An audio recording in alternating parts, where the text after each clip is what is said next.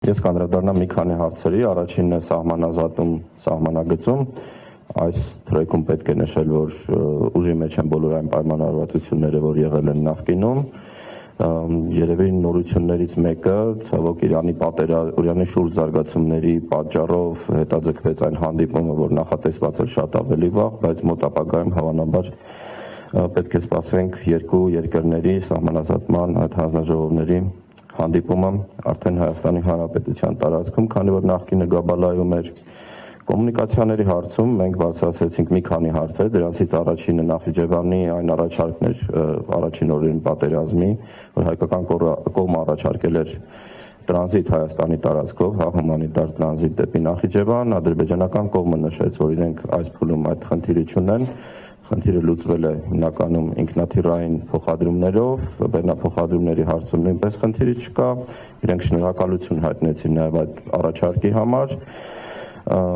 Երկրորդը, եթե խոսում ենք թրիպի մասին, թրիպը մնում է առանցքային թեմաներից մեկը հայ-ադրբեջանական կարգավորման շրջանում, ադրբեջանական կողմի համար այս հարցը շատ կարևոր է։ Դուք գիտեք, որ մենք ունենք մտավախություններ կապված Իրանի պատերազմի հնարավոր ազդեցության այս կոմունիկացիաների վրա եւ նաեւ փորձում ենք հասկանալ ինչպես է կարելի, ինչ լուծումներ են հնարավոր, եթե այս զարգացումները երկար լինեն, այսինքն Իրանում պատերազմը շարունակվի կամ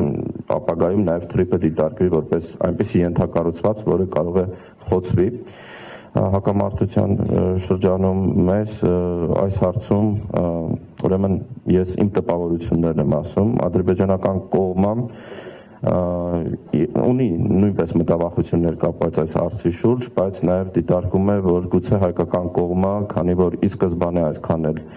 պատրաստական չէր կամ ցանկություն չուներ զարգացնել այս թրեքները, ինքը փորձում է օգտագործել Իրանի պատերազմը որպես պատրվակ ինչ-որ այլ առաջարկներ անելու, ադրբեջանական կողմի համար Նախիջևանի հետ կապը մնում է առանցքային թեմա, եւ ես կարծում եմ, որ նաեւ հայկական կողմի աշխատանքներից է կախված, որ մենք հնարավորություն ունենանք զարգացնել ապաշրջափակման գործընթացը, ցավոք սրտի ինքը կախված է եւ կախված է նաեւ հայկական կողմի աշխատանքներ չկատարելու պատճառով։ Նայեք, մենք Ադրբեջան այցի ժամանակ ինչն է շատ կարևոր, որովհետեւ մենք նաեւ հասկացանք այդ երկրի տրանսպորտային կոմունիկացիաների տրամաբանությունը եւ տեխնիկական լուծումները, այնտեղ ուղիղ մի քանի գծերով, այսինքն 4 գծերով Վրաստան-Ադրբեջան միջպետական ճանապարհը 4 գիծ ունեցող ուղիղ ճանապարհ է, մայրուղի է, եւ ես մի օրինակ վերեմ, որ դուք հասկանաք տարբերությունը եւ ինչու ադրբեջանական կողմը բավականին տարօրինակ ձևով նաեւ մեր առաջարկներին եւ որ ասենք տրանզիտի տարբեր առաջարկներ են կանում։ Մենք Գաբալայից հասել ենք Հայաստանի Հանրապետության սահման Ղազախի շրջանում, որը մոտ 300 կիլոմետր է, շատ ավելի կարճ ժամանակահատվածում, դա հիմնականում Վրաստան-Ադրբեջան միջպետական ճանապարհի հատվածներ, քան 170 կիլոմետր Հայաստանի տարածքով, որ ոսկեպար Երևան հատվածում։ Այսինքն սա նաև ցուցիչ է, ինչ որակի են մեր կոմունիկացիաները։ Մենք խոսում ենք երկու միջպետական կարգավիճակ, մայրուղու կարգավիճակ ունեցող ճանապարհների մասին, բայց 300 կիլոմետրը մենք ավելի արագ ենք հատել, քան 170 կիլոմետրը։ Ու դուք հասկանում եք, որ սա միջազգային տրանզիտի պայմաններում նույնպես խնդիրներից մեկն է։ Նաև կարևոր է շատ այն նշումը, որ ադրբեջանական կողմից մենք լսեցինք, տարածաշրջանային ապաշրջափակումը եւ թրիպը իրանք դիտարկում են ոչ միայն Ադրբեջան կապի համատեքստում, այլ Հայաստան կապի եւ Հայաստան-Իրան, օրինակ, դուք գիտեք Ջուլֆայի այդ երկաթուղային կապի կարեւորությունը Հայաստանի համար, ուրեմն երևի նաև անձնական տպավորություններից կիսում եմ, որովհետև շատ կարևոր էր ինձ համար եւ որ ես այս սահմանի եզերքով գնացել եմ երևի մի 40-50 անգամ իմ կյանքում եւ միշտ դիտել եմ Ադրբեջանի տարածքը հայկական կողմից, այս անգամ հնարավորություն էր դիտել ադրբեջանական կողմից ու մի քանի հետաքրքիր դրվագներ, բացի այն, որ տարբեր են ճանապարհների որակը, տարբեր են օրինակ մենք տեսնում ենք նաև կենսամակարդակի տարբերությունը գյուղերում գյուղատնտեսական, ասենք գյուղատնտեսական կարողությունների, դաշտերի, ուղղակի մշակվածության, նաև արդիականացվածության աստիճանը նույնպես անհամեմատելի է Հայաստանի հետ։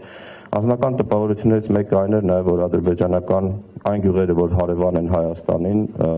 իմ տպավորությամբ շատ ավելի են տուժել նաև եւ շատ ավելի sense բան սահմանային եւ նույնիսկ ֆրոնտի, հա, առաջնագծային տեսք ունեն, որովհետեւ ճանապարհների շուրջ այդ հողային պատնեշներն էին, ցանկացած սահմանային գյուղ, որ մեր մտնում ենք, առաջին տպավորություններից մեկը այն էր, որ այնտեղ նաև իրենց կողմից զոհվածների նկարներն էին եւ այդ հուշատախտակներն էին, որ նույնպես տպավորիչ էին քանակով նաև, որ խոսքը փոքր գյուղերի մասին է։ Եվ ես կարծում եմ իհարկե այս ամենը նաև ցույց է տալիս նաև մի կարևոր տարբերություն Վրաստան-Ադրբեջան այդ ճանապարհը, որ ես նշեցի, արտակարգ իրավիճակում էր, բայց որ մենք թեքվում ենք այն ճանապարհը, որ ապագայում ապաբլոկադայի դեպքում բերելու է Հայաստան, մենք միանշանակ տեսանք, որ ինքը շատ ավելի վատ որակի է եւ սա շատ կարևոր ցուցիչ է Հայաստանի համար, հա, հասկանալու։ Ինչու են մեր ճանապարհները եւ որ ասում եմ, այս խնդիրները մենք ունենք, որովհետեւ մենք սովորել ենք փակ սահմաններին, մենք տրանզիտային երկիր չենք դարձել, ու երբ որ տրանզիտային երկիր չես, դու չես մտածում այդ ճանապարհների որակի մասին, որ դու ունենաս մրցունակություն այս դաշտում, եւ սա շատ կարեւոր է, որ մենք նաեւ ադապտացվել ենք, հա, այս հոգեբանության հետ, եւ որ ես վստահ եմ դուք եթե գնացել եք Թբիլիսից Բաթումի եւ տեսել եք նոր այն մայրուղին, որ իրենք կառուցում են, նոր այն մայրուղին, որ կան, այն մայրուղիները, որ կան Ադրբեջանում, նաև այն գնացքը, որով մենք գնացինք Գյանջայից Կաբալա, հա, որ շվեյցարական գնացք է 100 կիլոմետր ժամ արագությամբ գնում էր, հա, եւ մի քանի ժամ մենք հասանք ընդամենը Կաբալա, այսինքն սրանք ցուցիչ են, որ դու եթե փակ երկիր ես, դու չես կարող ունենալ լավ կոմունիկացիաներ, լավ տեխնիկական լուծումներ եւ դու մրցունակ չես լինելու։ Ես ինձ համար այս միտքը եւս մեկ անգամ ուղղակի սենց աչքի առաջ ապացույցներով դրսևորվեց եւ ես կարծում եմ սա կարեւոր է։ Շնորհակալություն։